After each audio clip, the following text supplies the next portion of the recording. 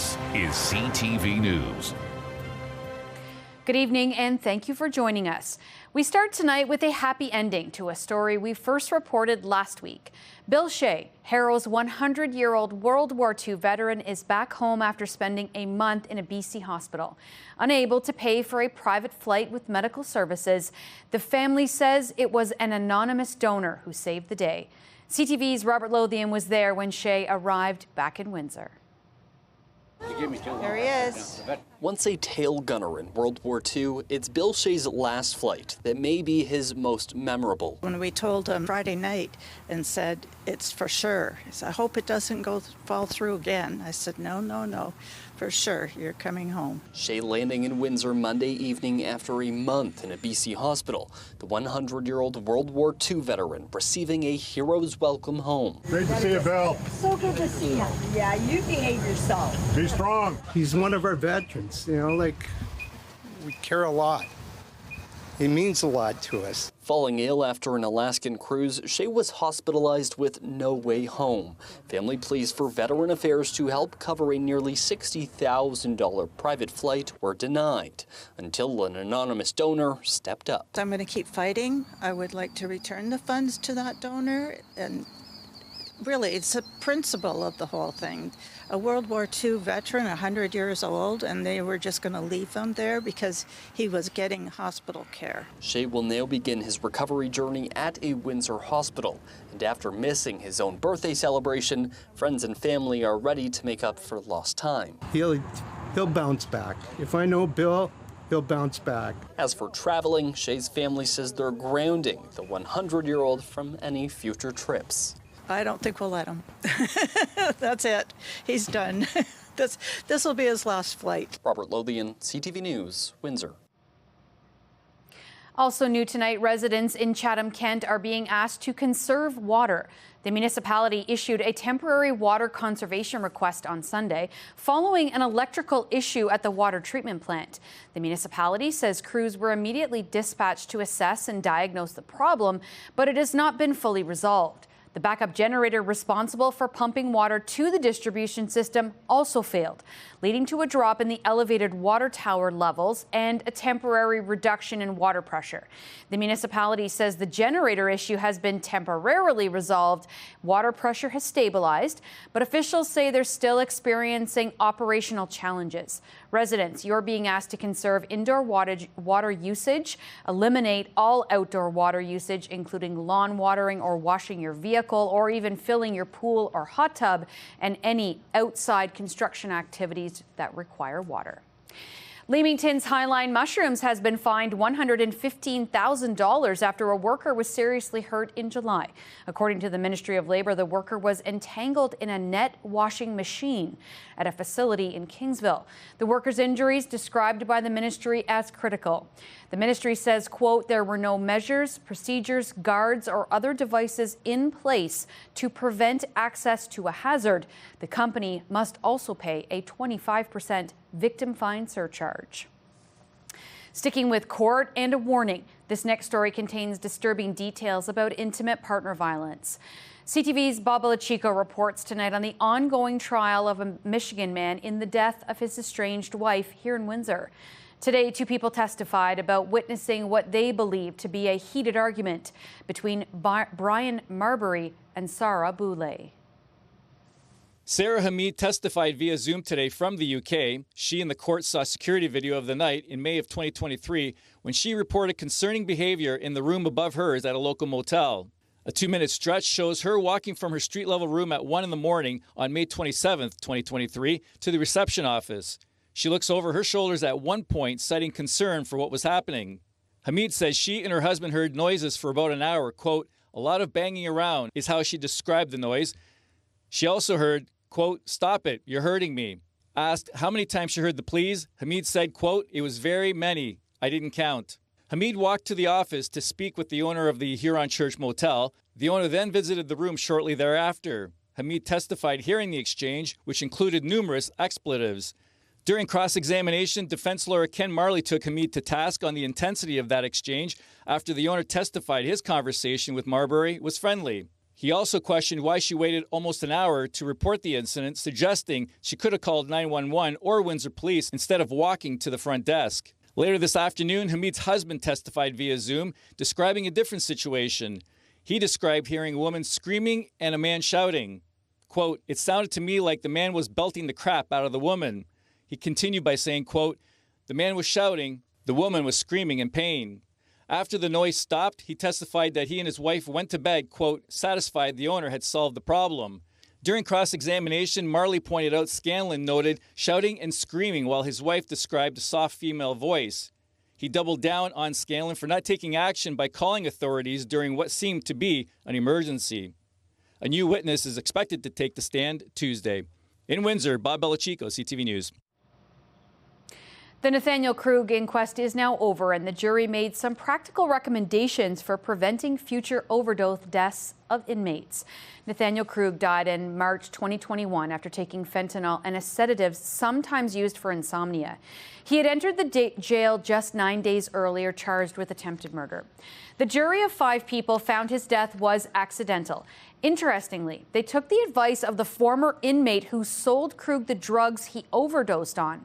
Luc Bouchard, who has served his 4-year federal prison sentence, is now clean and sober, but he recommended naloxone kits be made available in cells and that Ontario jails have weapon or contraband amnesty at intake. The jury agreed and is asking the province to look into both of those as possibilities. The inquest learned Krug was also hiding drugs in a plastic baggie inside his body. The jury wants the jail to stop using plastic bags wherever possible so it's not readily available to inmates. They also want more canines on patrol at the jail and better record taking. You'll find the full list of recommendations on our website, ctvnewswindsor.ca. Charges have now been upgraded in connection to a fatal collision on September 6th. 6 people were injured in this crash at Tecumseh and McDougall. Shane Pritchett died of his injuries. 4 other members of his own family also hurt. 34-year-old Austin Richard was charged with dangerous driving causing bodily harm and leaving the scene of a collision. On the weekend, Windsor police added a charge of dangerous driving causing death. Meantime, the victim in the officer-involved shooting last week has now died. The SIU confirmed on the weekend the 58-year-old victim died on Saturday in hospital.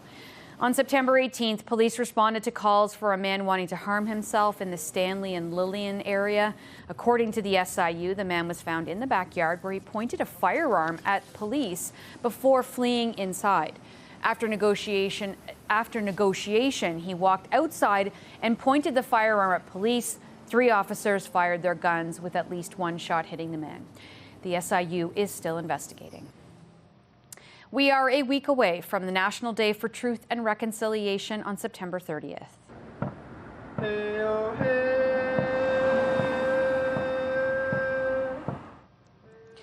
The Greater Essex County District School Board will be flying Every Child Matters flags for the next week.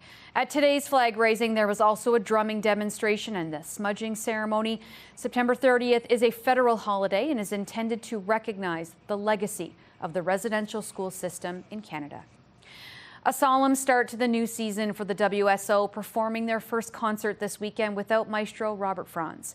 The Maestro was honored by those who knew him best in the best way they know how.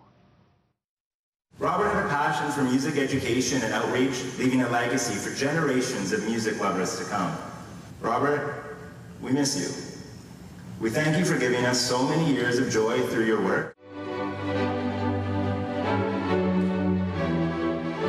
We're playing the first move of Holberg Suite, which was one of Robert's favorite pieces, and his photo will be looking over us on the screen, and he'll definitely be with us even more so at those moments.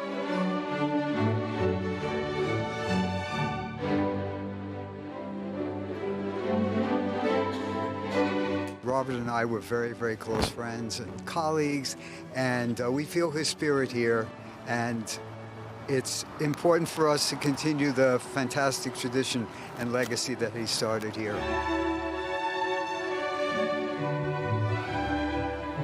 So it's exciting for me to be back with the orchestra and just know that we can continue what he started.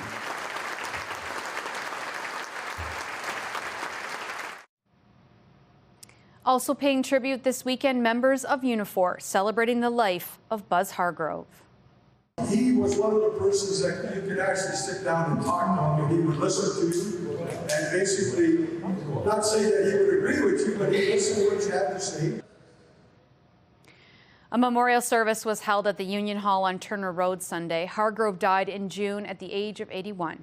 He's remembered as a tough negotiator who was well respected by workers and employers. In the 80s, Hargrove helped spearhead the start of the Canadian Auto Workers Union. He opened up the opportunities and he said, there's a lot of people out there, whether it be workers of color, it'd be women, it'd be LGBTQ people. There's a lot of people with good ideas and good energy.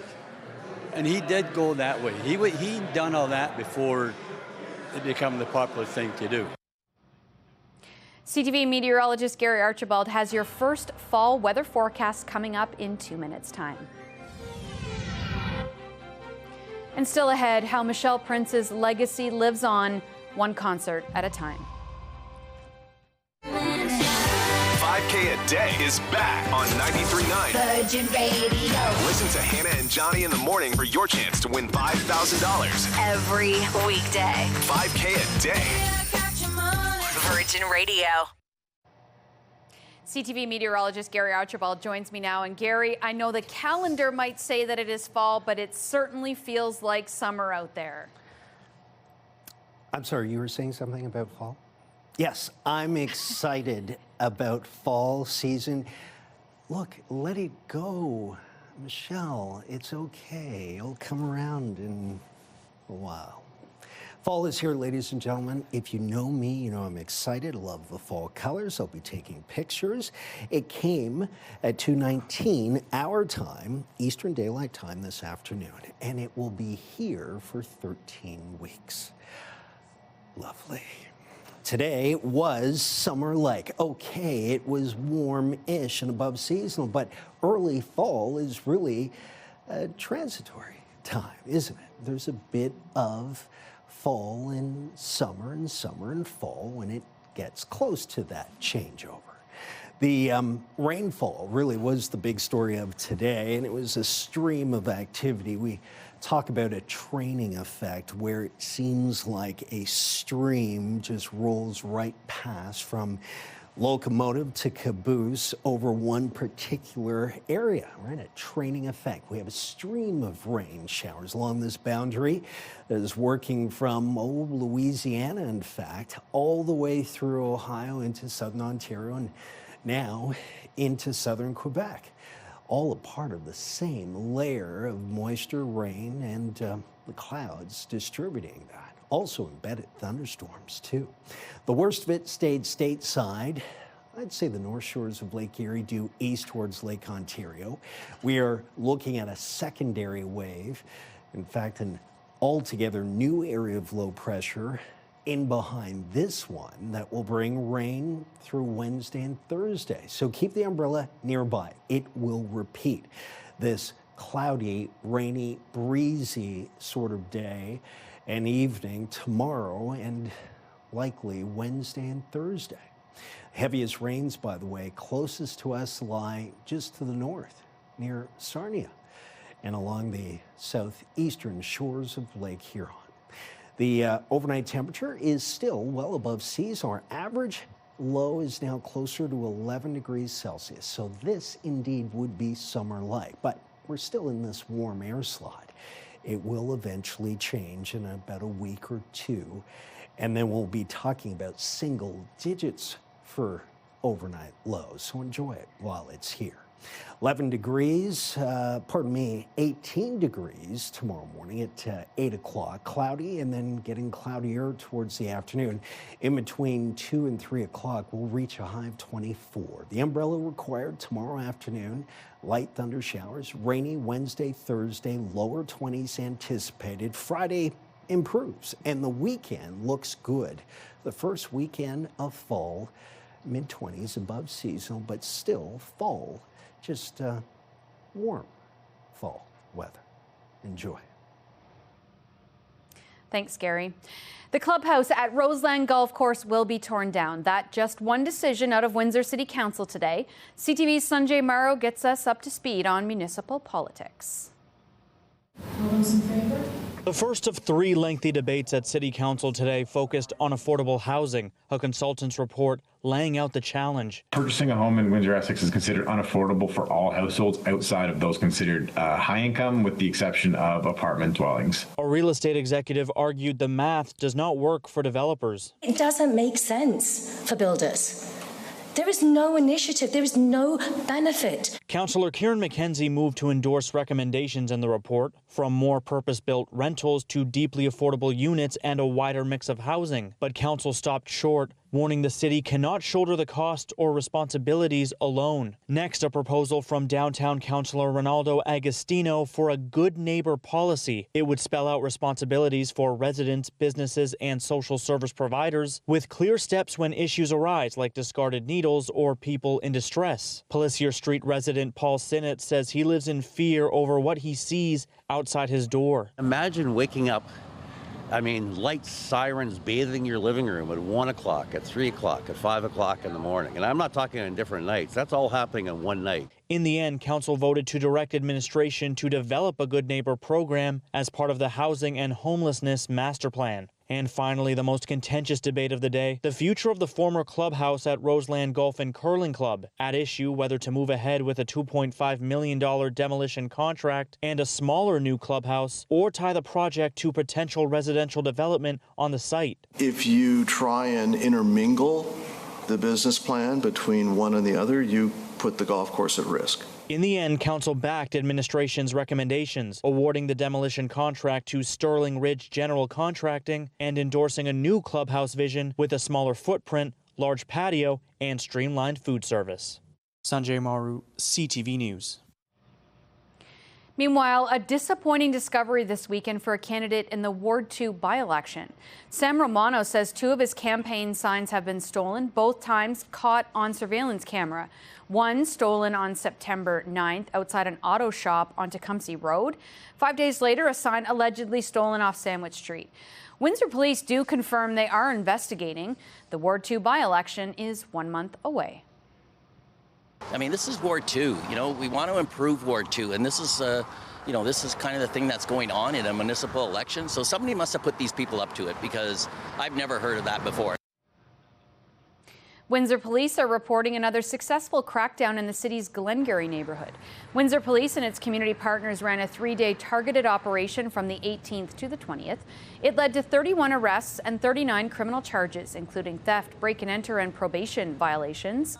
Since operating a satellite office of sorts out of this neighborhood, Windsor police are reporting a reduction in crime and social challenges. Police say community outreach and health teams will remain on site to continue to support residents. Speed cameras are coming to 5 Windsor school zones in December. Signs have been posted in advance to notify local drivers. However, the Premier Doug Ford spoke about them again today, saying he'll have an announcement later this week on other traffic calming methods. Really, the strategy is to slow people down. We're going to be giving municipalities across the province a lot of money to put in all sorts of street calming methods, from the little turnabouts, from speed bumps to flashing signs, and that's going to slow people down.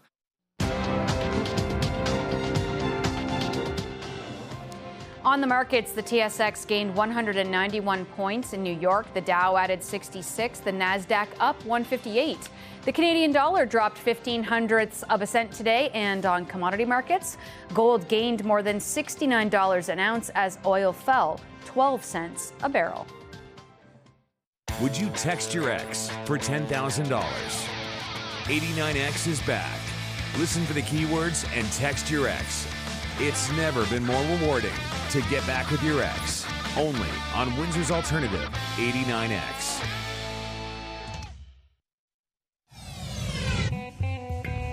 Start your day with the latest local news. By signing up for our newsletter, you'll get direct local content straight from CTV Windsor to your inbox, including top stories, the forecast, and videos. You can sign up at ctvnewswindsor.ca. 85 years ago, Canadian pilots joined Allied forces to defend Britain from Germany in a significant win early in the Second World War. Over the weekend, airmen across the country commemorated the Battle of Britain, and CTV's Alison Bamford was there. A moment overhead to honor a pivotal battle fought in the skies above England. Royal Canadian Air Force and Armed Forces members commemorating the 85th anniversary of the Battle of Britain. Among those in uniform are pilots in training, motivated by those who flew before them. It's our history. It's why we do what we do. The 1940 Battle of Britain lasted 114 days. Allied forces defended the United Kingdom against Nazi Germany in the first battle ever fought almost exclusively in the air. Many of the Canadian pilots didn't have a choice but to learn on the fly. Back then, some of these young men only had 10 to 20 hours before they were sent off into battle. The Battle of Britain ended October 31st, 1940, but commemoration ceremonies like this one take place in September to mark a major turning point for the Allies. Hitler threw everything at us, and what they thought was easy pickings turned out to not be so much, and completely changed the mindset of the Germans once they lost. More than 100 Canadian pilots joined the fight. 23 of them lost their lives. Irishman John Paddy Hemingway was the last surviving Battle of Britain pilot. He died in March at the age of 105. They all left a legacy that these members say will be hard to forget. Ken Hawkes served in the Royal Canadian Air Force decades after the Battle of Britain. He wasn't a pilot, but he looked up to those who were. They reached out to us in so many ways. A legacy that will live on through the next generation of Air Force pilots. Alison Bamford, CTV News, Moose Jaw. Ontario is investing in apprentices right here in Windsor. The province is investing $826,000 to help young workers kickstart careers in construction and manufacturing.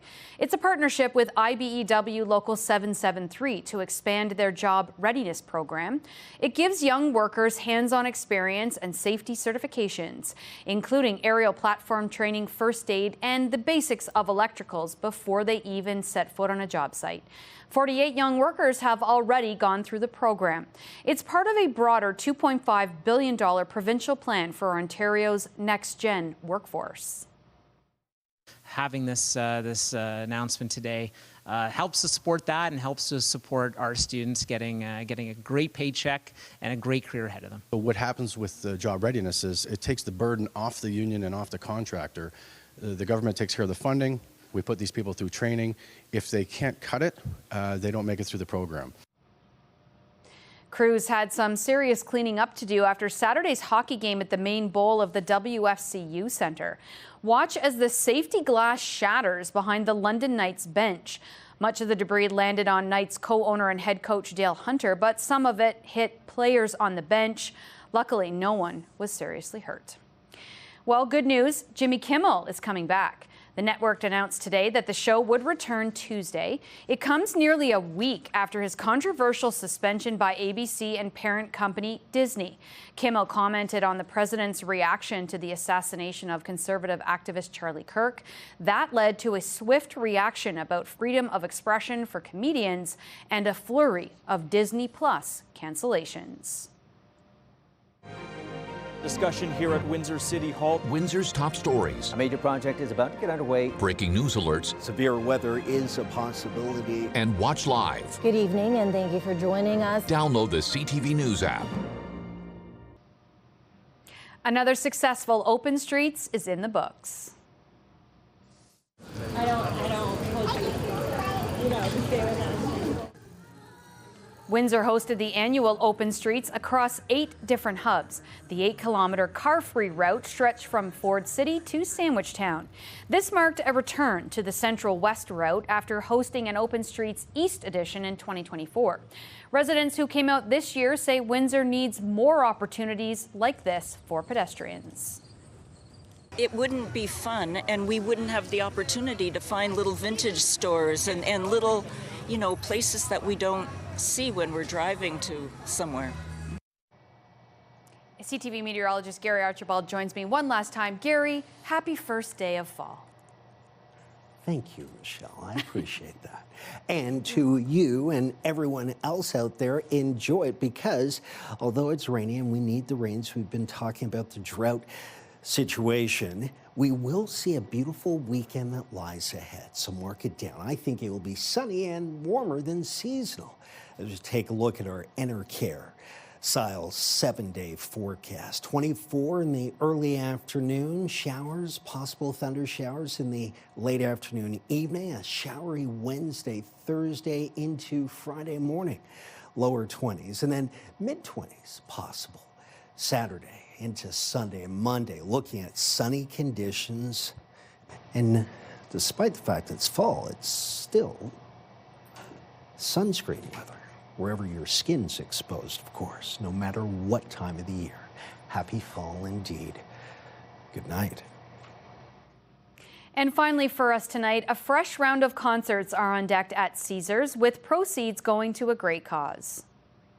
We've got a great lineup coming up in October and November. We've got Sarah McLachlan, Brian Adams, Sebastian Maniscalco. So it's a good lineup. We're very happy about that, and we're very happy to be providing some of those funds back to the community. Kevin Lafayette is talking about Concerts for a Cure back again this fall for a 10th season. Proceeds from Coliseum concerts in October and November will be going to Transition to Betterness. More specifically, it will support the Dr. Michelle Prince Comfort Care Tote program. These totes, valued at about $100 each, are given to new cancer patients undergoing chemotherapy. It's all in memory of Michelle Prince, who died in 2018 from cancer. Her husband, Eddie Francis, says it's not difficult to talk about Michelle. It's a privilege. These days are not difficult. These days are the good days, because it really underscores the essence of who Michelle was and what Michelle stood for. But more importantly, it underscores and reflects the good, caring, and the positive things that come as part of a very difficult journey. That's all the time we have for now, but one final reminder to motorists: the westbound on and off ramps at Dougal are closing at 7 a.m., so give that morning commute a few extra minutes. And then I'll see you back here tomorrow night at 11 o'clock.